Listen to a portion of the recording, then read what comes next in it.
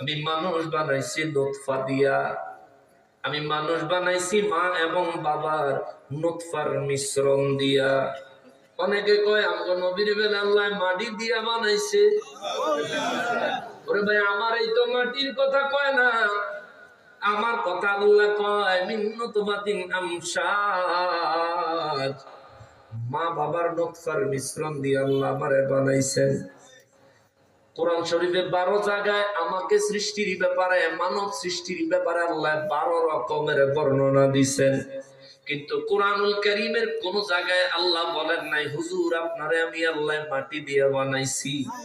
শুধু আল্লাহ বলেছেন قد جاءكم من الله নূর। নবীর ব্যাপারে আল্লাহ বলেন তোমাদের মাঝে এসে গেছে আমি আল্লাহর পক্ষ থেকে নূর। সুবহানাল্লাহ।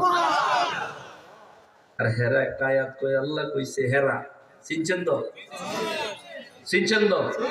ওরা ভাঙলো কত অলির দরবার, পাহারা দি